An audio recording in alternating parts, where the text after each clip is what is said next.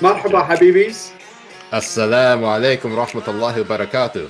To catch the full episode, go ahead and subscribe to our Patreon at patreon.com/Habibi Bros to catch the full show in the links below. Right below. Ben's mom? Come on.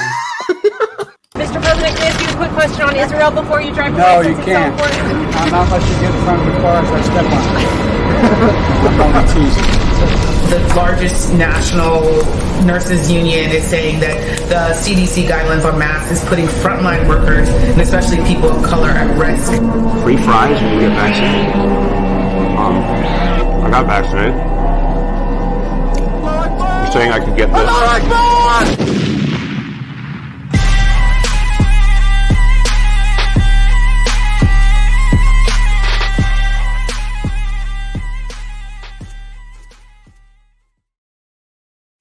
Assalamu alaikum rahmatullah. Wa alaikum assalam wa rahmatullahi. What's going on, Habibis? I'm Siraj Hashmi. I'm Jay Kobbe. And we're the Habibi Bros. Welcome to another episode of Habibi Power Hour Premium. How you doing tonight, Jay? Not too bad. How are you? Good. After that nice drive you had. God. Dude, I just drove out from the boonies to in true fashion.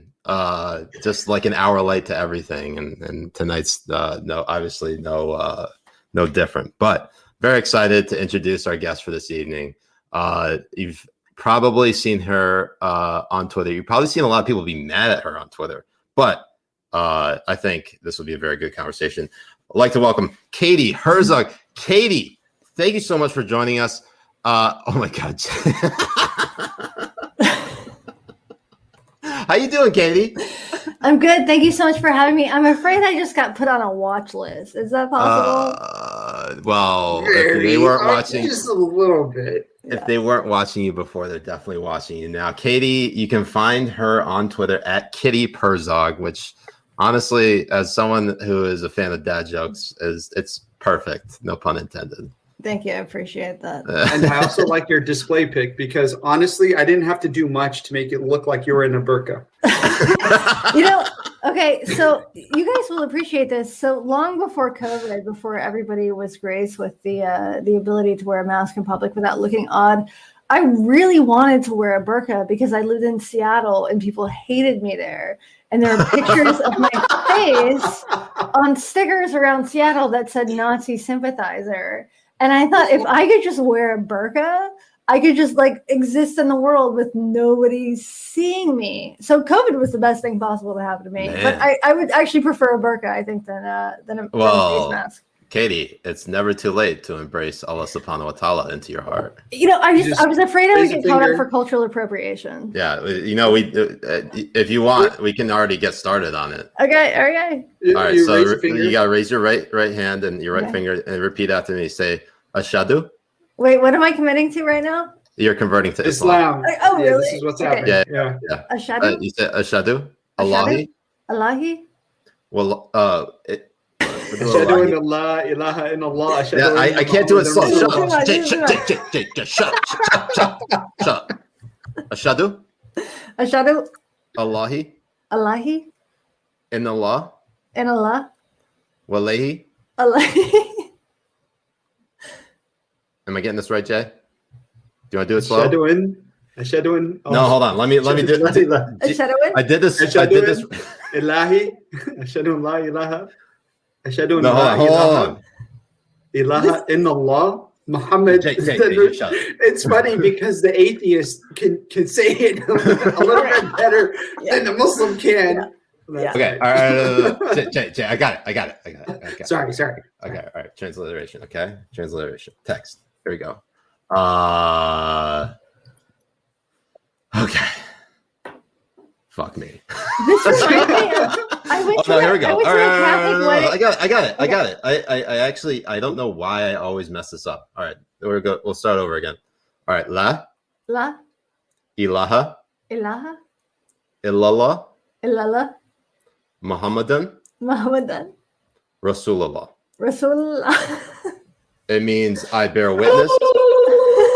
It means I bear witness there is no God but God, and I bear witness that Muhammad is the messenger of God. Katie Herzog. I'm converted. Yeah, I'm a person of color now. I'm a person of color. This is the best day of my life. This is the best day of my life.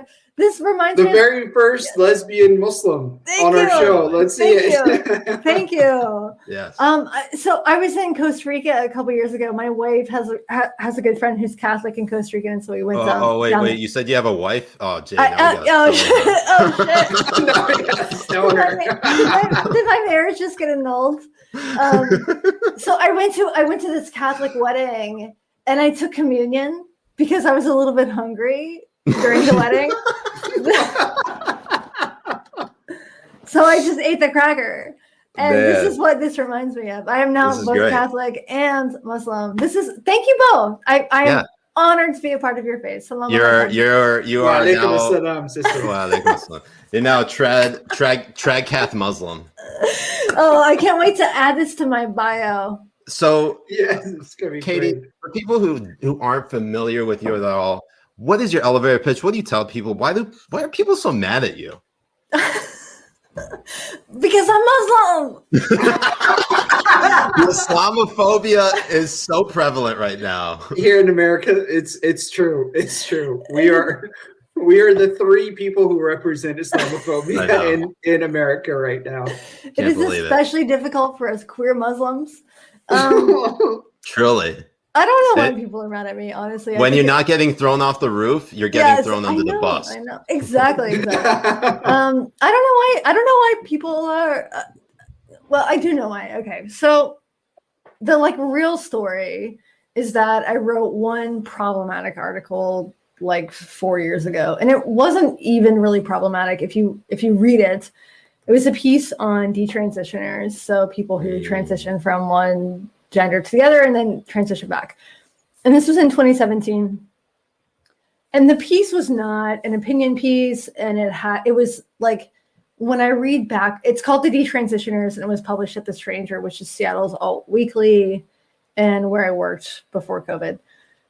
And when I read back on the piece today, it's sort of amazing that it caused such a shitstorm, because it is just I go out of my way to affirm trans identities in the piece, and it talks about right-wing attacks on trans healthcare and blah blah blah blah blah. Just everything is hedging in a way that's almost embarrassing to read back, because it shows a sort of lack of commitment to the general thesis. But the story resulted in this insane Twitter pile-on, and it went offline because I lived in Seattle, and this was for the local all weekly. And so people put up stickers around town with a picture of my face calling me a Nazi sympathizer. There's another one that calls me a Jordan Peterson apologist, which is incredibly fucking embarrassing. People burn. Why? Because you're a simp for Jordan Peterson? I'm not a Jordan Peterson fan. I wrote a piece saying I didn't think that he was an actual Nazi. Oh wow! And I defended his. And How dare you? I know. And wow. I mean, why don't you just go take buddy pictures with Hitler for fuck's sake? I know, exactly. Yeah, I was working on a piece. This was a couple years after the detransition piece was published. I was working on a piece about a documentary that was made about Jordan Peterson, and the documentary was being canceled. They had screenings, and then the people who worked at these theaters were complaining about it, and they were canceling these screenings. And so I was doing an interview with this couple who made this documentary. And they had a screening scheduled at a church in Portland, or outside of Portland. And while I was talking to them, they got a text message from the guy who scheduled this thing, this pastor at this church. And he said, I just got an email, and the email said, I'm not going to remember it, but it was something about if you have this screening, we're going to have to bring the guillotine out to your church. We will fucking murder you if you have this screening. Wow. It was totally hyperbolic. He was never actually in danger, but that was right. My interest in this thing was not about Jordan Peterson. It was about the reaction to Jordan Peterson. Anyway, so shit went really crazy. People burned stacks of the paper after this piece about detransition and sent me a video of it.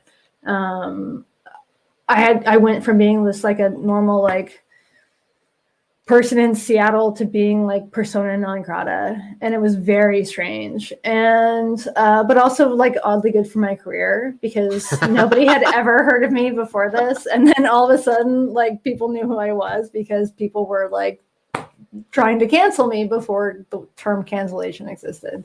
I mean, like burning fucking stacks of the paper.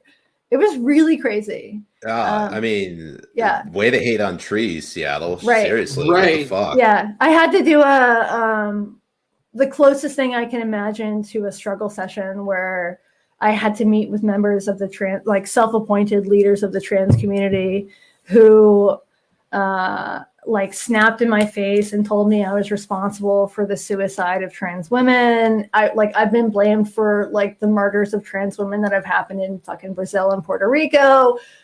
There's just this, it's now just sort of accepted within the like community that I live in that I am deeply transphobic and that I have caused people to die. And it's weird because I like am not. And I like am like Wow. I'm like actually in favor of like trans people having access to healthcare, and I'm not in favor of bathroom bills. And like, Katie, hold on. Why? So basically, you embracing Islam just means you finally have I have an excuse. A rightful cause to kill trans people. I was basically. not transphobic until a minute ago. And now